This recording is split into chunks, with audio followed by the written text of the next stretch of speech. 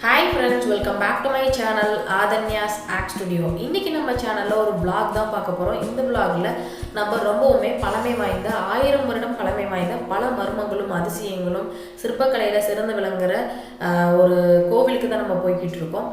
இந்த கோவில் எங்க இருக்கு, எப்படி போகணும் அப்படிங்கறதெல்லாம் தெரிஞ்சுக்கிறதுக்கு முன்னாடி நீங்களும் நம்ம சேனலுக்கு சப்ஸ்கிரைப் பண்ணலனா கீழ இருக்க ரெட் கலர் சப்ஸ்கிரைப் பட்டன் அழுத்துங்க. கூடவே வர பெல் ஐகானை அழுத்துங்க. இப்போ வாங்க வீடியோக்குள்ளே போகலாம். இப்போ நம்ம ட்ராவல் பண்ணி போயிட்டு இருக்க ரூட் என்ன அப்படின்னு பார்த்தீங்கன்னா சீலநாயக்கன்பட்டி பைபாஸ்.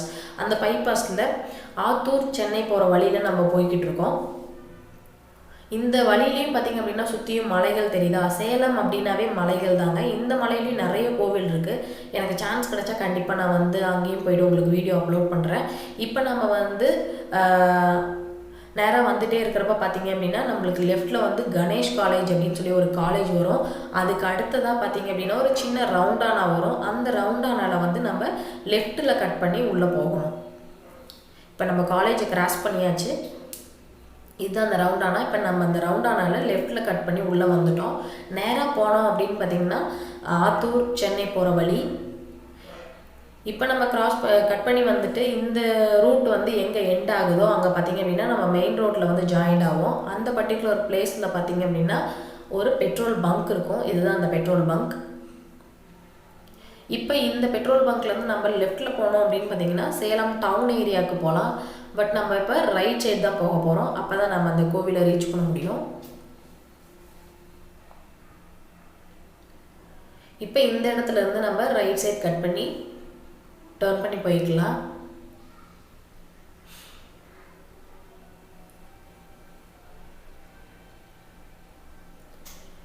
இந்த இடத்துல இருந்து ஒரு கொஞ்சம் தூரம் ட்ராவல் பண்ணி வந்தோம் அப்படின்னு பார்த்தீங்கன்னா இப்போ நீங்கள் பார்த்துட்டு இருக்க பிளேஸ்க்கு பேர் தான் உடையாப்பட்டி. இது வந்து ஒரு பஸ் ஸ்டாப்பிங். இந்த ஊருக்கு பேர் உடையாப்பட்டி அப்படின்னு சொல்லுவாங்க.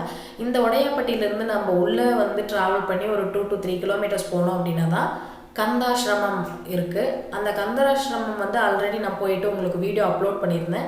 இப்போ இந்த வீடியோ பார்த்துட்டு இருக்க யாராவது அதை பார்க்கல அப்படின்னா கண்டிப்பாக நீங்கள் செக் பண்ணி பாருங்கள். லிங்க் வந்து டிஸ்கிரிப்ஷனில் கொடுத்துருக்கேன். இப்போ நம்ம ஸ்ட்ரைட்டாக வந்துட்டே இருக்கோம். இப்போ நம்ம கிராஸ் பண்ணுற இடத்துக்கு பேர் என்ன அப்படின்னு பார்த்தீங்கன்னா வைஷ்யா காலேஜ். காலேஜ் வந்து உள்ளே இருக்கும். இப்போ அதுக்கு அடுத்ததான் நம்ம அதை கிராஸ் பண்ணிவிட்டு ஸ்ட்ரெயிட்டாக வந்துட்டுருக்கோம். இந்த இடத்துல வந்துட்டு என்ன இருக்கும் அப்படின்னு பார்த்தீங்கன்னா ஒரு ரயில்வே ட்ராக் இருக்கும். அதாவது இங்கே ஒரு ரயில்வே கேட் இருக்கும். அந்த கிராசிங் வழியாக தான் நம்ம உள்ளே போகணும்.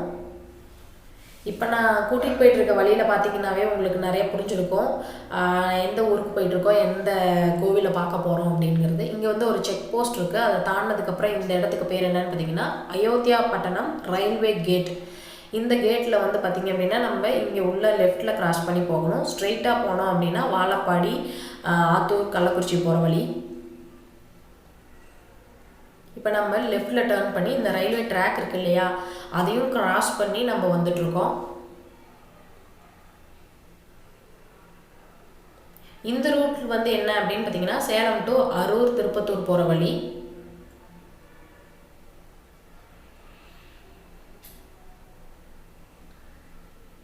அவ்வளோதாங்க. நாம் இப்போ வந்து அயோத்தியா பட்டணம் வந்தாச்சு.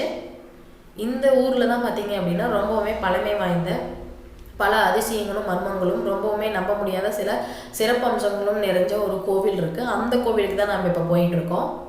இந்த ஊருக்கு நீங்கள் பஸ் மூலமாக ட்ராவல் பண்ணி வரணும் அப்படின்னு நினச்சிங்கனாலும் சேலம் ஓல்டு பஸ் ஸ்டாண்ட்லேருந்து நம்பர் 4, 32, 88, 82 இந்த பஸ் எல்லாமே வந்து அவைலபிளாக இருக்குது. ஸோ நீங்கள் அந்த பஸ் மூலமாகவும் ஈஸியாக வந்துடலாம். இப்போ நம்ம கிராஸ் பண்ணி போயிட்டுருக்க பிளேஸ் என்ன அப்படின்னு பார்த்தீங்கன்னா அயோத்தியா பட்டணம் மார்க்கெட். இப்போ நம்ம அந்த பிளேஸ்லாம் கிராஸ் பண்ணி நேராக வந்துகிட்டே இருக்கோம். இப்போவே ஆல்மோஸ்ட் நிறைய பேர் கெஸ் பண்ணியிருப்பீங்க நம்ம எந்த இடத்துக்கு போயிட்டு இருக்கோம் அப்படின்னு.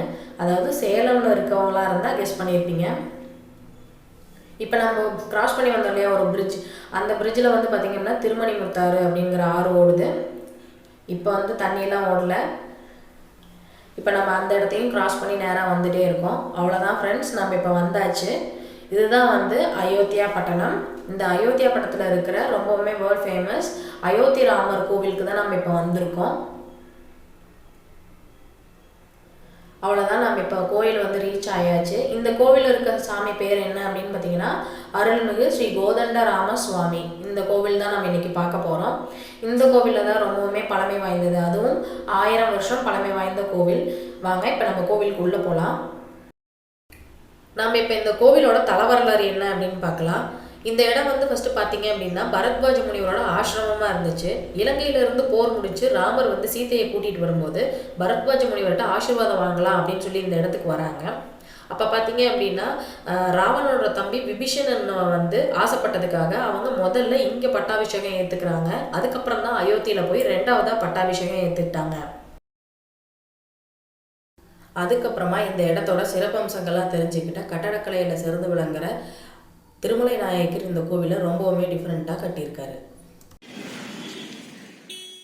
இந்த கோவிலோட இன்னொரு சிறப்பான விஷயம் என்ன அப்படின்னு பார்த்தீங்கன்னா ராமர் வந்து எப்பவுமே எல்லா கோவில்லையும் நின்றுட்டு இருக்க மாதிரி தான் இருப்பார், கையில் வில்லம்பு வச்சிருப்பாரு.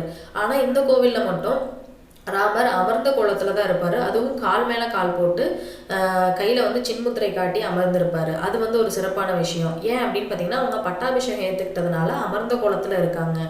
அதுவும் இல்லாமல் சீதாதேவி எப்பவுமே ராமருக்கு வலதுபுறம் தான் இருப்பாங்க. பட் இந்த கோவிலில் ராமருக்கு இடதுபுறமாக அமர்ந்திருப்பாங்க.